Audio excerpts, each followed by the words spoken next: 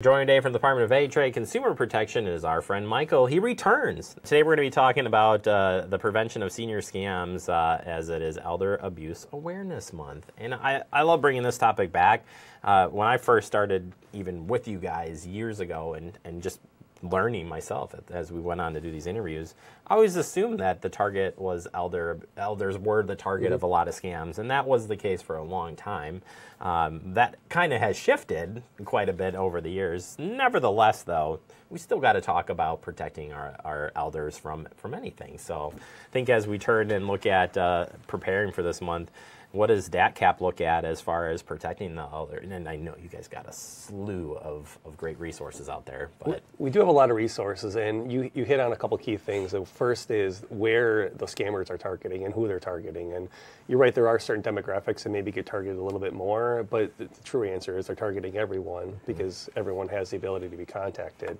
They want everybody. They don't care necessarily either, but they do tailor the type of scams depending on who they are targeting. You know, so the data shows that the younger generations lose money more often to the scams, but those more senior generations, meaning 6 years and older, they're losing more money when they become victims, and even sometimes 2 to 3 times as much money. But that's kind of by design. You know, two things. One, they tend to be wealthier. You know, they've had that lifetime to build up that wealth, and they have the money. And then the second is the scammers recognize that there's kind of a bigger pot of gold, and so they're willing to put in a little bit more effort, a little bit more time, versus some of those other ones are let me snatch and grab, let me get it quick and get out. Where these are, the payoff will be worth time and investment. Yeah, absolutely. So let's take a look at some of the scams that are still out there today. And I would call it the famous one to kick things off here is the grandparent scam. When it first came out, it was interesting because it was real life. Like, you felt like, oh my gosh, my significant other, or my nephew, or my, calling grandma up and begging for help me. Ugh, don't like it. It is, and every time I probably confidently say every time we do a presentation and we're getting out into the community and we're talking about these things and we're meeting with the senior populations and we ask, who's heard of the grandparent? And to your point, everybody's hand goes up. They're all raising a hand and they're saying we've heard about it or we experienced it, and it still is very, very, I hate to say popular, but it's happening a lot. Man. And how the grandparent scam, really works at its core is they're calling from a family member and saying they're in distress, they're in trouble, and they need money, and they want you to keep it a secret and not talk about it so that they can keep you focused and create that sense of urgency. The part that's kind of changing with this scam is the use of AI. And AI now has the ability to clone a voice and make that scams even more convincing, making it even harder to determine who's really on the other side. So traditionally, there had to be an excuse where maybe they had a broken nose or they were sick or something happened to explain why they didn't sound like that family member. But with AI, they sound identical to them. And the data even shows it only takes 3 seconds of audio to mimic that voice. So we talk about social media, and right now, today, we're providing a treasure trove of audio clips to be able to mimic our voices, but with 3 seconds, it makes it really easy to commit. I do want to get to Medicare scams as another big piece, and it comes up every year around the October, November, December. That's when we're going to see it kind of pop up, but it also feels like a year-round scam too. Like, it really does. It is year-round because you have Medicare coverage year-round, and of course you're using it, or maybe there's a change in your either lifestyle or circumstance or situations, so maybe you want to make those adjustments. But because you have that coverage and you're needing it, it's not unexpected to get calls inquiring about that. However, as you noted, October kind of through December, we see it spike because that's the open enrollment. And so those recipients are expecting that phone call. They're saying, okay, it makes sense that someone would be calling me and purporting to be Medicare asking for these things. And really what they want to do at that point is they just want to get either your Medicare number, because that can be very valuable to them, both for trying to file false insurance claims or potentially buy different products with them, in a wide variety, or they just want to get your own personal information, as a ruse to any other type of identity theft. So we just want to make sure everyone says, stop, hold on a second. Medicare is never going to call you and ask you for your number, like other scams. We want everyone to think to yourself, why would this agency or why would this program be calling me and asking me for something they gave me? Like if they gave it to me, they should have it. So that should be your biggest red flag to stop. I want to say that too. I feel like for the scam calls that I do pick up on and hear, I hear that it's Medicare or Medicaid scam. Like I feel like that is a common one in the area here, or I'm just somehow become a target of it for whatever reason. But I don't know. I just think it's out there. Tech support scams as well. Another big one that certainly has popped up throughout the years. But same deal here. You got to stop and ask yourself, is it really true?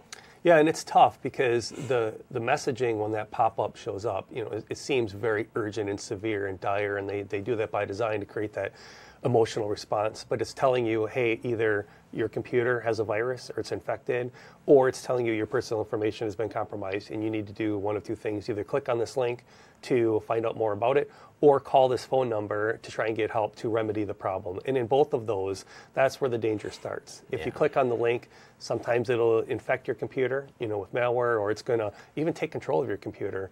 And of course, calling that number, you really don't know who you're calling. And so they'll pretend to be from Microsoft or Apple or sometimes even the FTC, but in reality, it's not. And so what we want everyone to not respond to those pop-ups. If you think something might be wrong, go ahead and call Apple, call Microsoft, call someone that you know is that trusted number. Don't respond.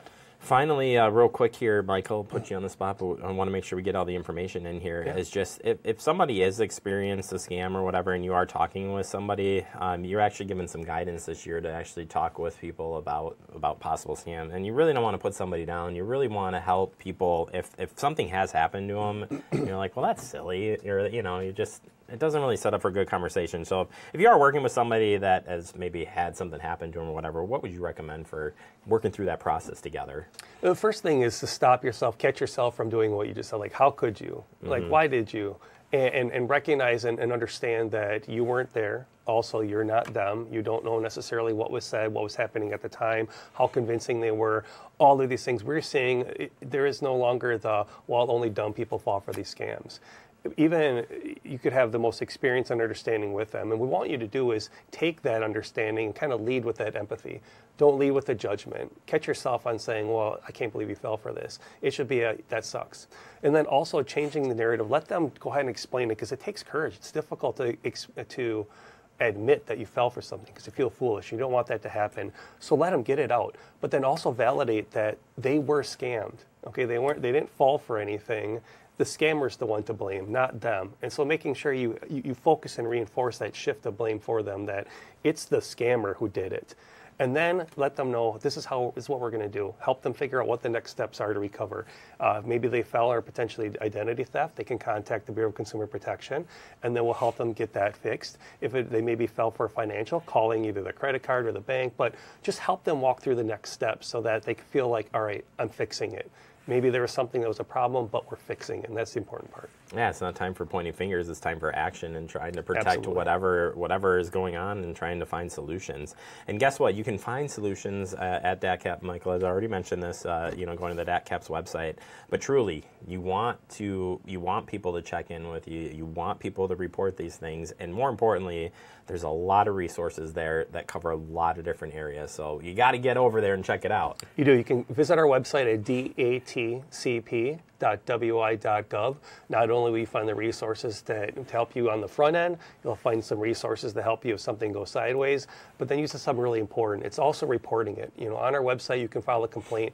And we really encourage everyone to do that because it helps us understand what's going on. It helps us bring awareness to things so that we can do exactly what we're doing right now and share that information with others. If you hold on to that, you might say that this sucks right now, but turn that into a positive. Share the information so somebody else doesn't fall for it. And let me tell you, I've turned in a few complaints on my time, and it does not take much. It's not complicated, and you guys are very responsive to getting back to like, hey, we got your message. We're checking into it. So it's kind of cool, too, to see it in action. It works really well. So that's my 2 cents of it. Thanks for that. It's the best testimonial you can get right there. It is. Use it. All right, Michael, thank you so much for your time. Appreciate it. Thanks, Jeremy.